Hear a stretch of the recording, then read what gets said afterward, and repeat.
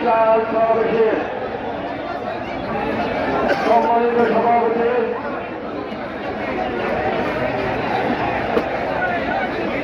উপস্থিত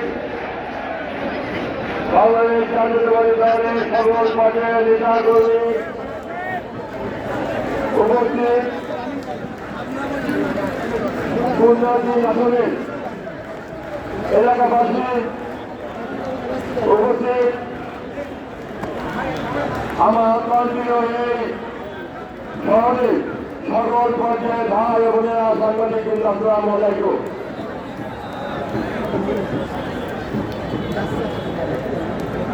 আপনারা জানেন আগামী 12ই ফেব্রুয়ারি জাতীয় সংসদ নির্বাচন অনুষ্ঠিত হতে যাচ্ছে।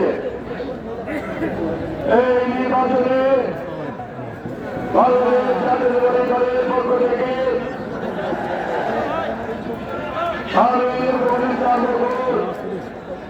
ধানের শীষে প্রার্থী নিয়ে আপনাদের সামনে হাজির হয়েছে।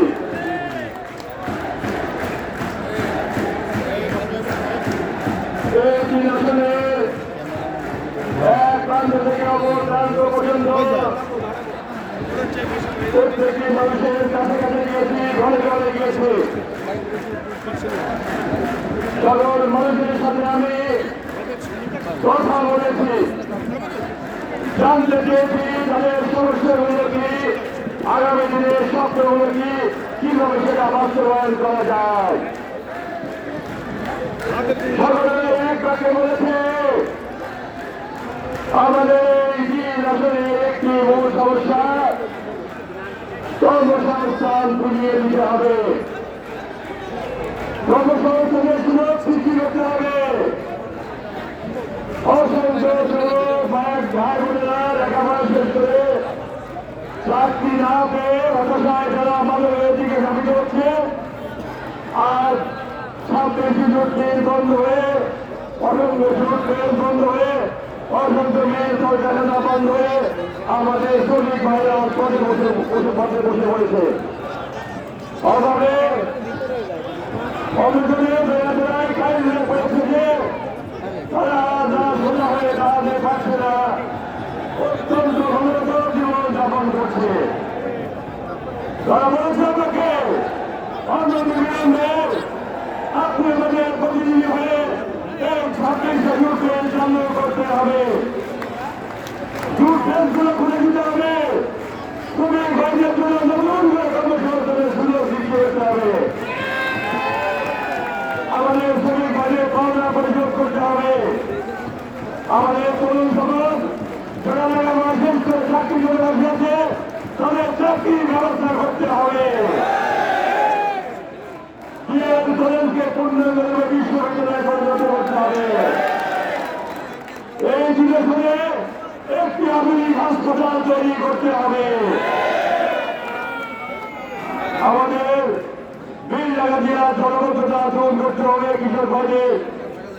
কৃষিকাজে যাতে সহজে ব্যবস্থা করতে হবে।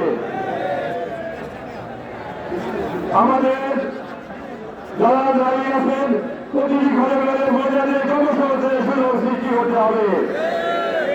অসংখ্য মা বোনকে কর্মসংস্থানের মধ্যে এনে তাদের জীবনযাত্রা মান পাল্টে দিতে হবে।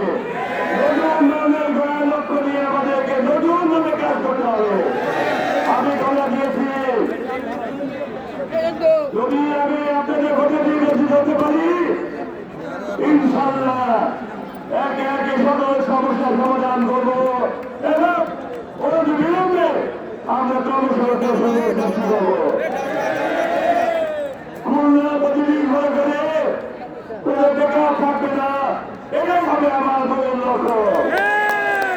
প্রতিদিন ঘরে ঘরে কর্মসংস্থান সৃষ্টির মাধ্যমে আমরা আমাদের এলাকানিত খুলনা দিয়ে শান্তি আবার নতুন রূপে কর্মসংস্থানের ভরপুর করে তুলবো ইনশাআল্লাহ।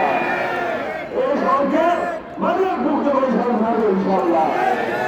আমাদের আগামী সন্তানরা যাতে সুন্দরভাবে তাদের স্বপ্ন বাস্তবায়ন করে আগামী দিনে সুনাগরিক হতে পারে, সেই জায়গায় সুন্দর একটি পরিবেশ যাতে সৃষ্টি করবো ইনশাআল্লাহ। সকলের সুস্বাস্থ্য কামনা করে আমি আমার এলাকার সকলের মঙ্গল কামনা করে এবং আগামী দিনে নতুন বাংলাদেশ গঠন করার পত্র নিয়ে আমাদের নেতা তারেক রহমান যে বাংলা রেখেছেন আগামী দিনে যে বাংলাদেশ সে বাংলাদেশ লক্ষ্য নিয়ে আমি এগিয়ে যাবো এবং বাস্তবায়ন করবো এই আশাপত্র থেকে আমি আমার সংগীত বক্তব্য শেষ করছি।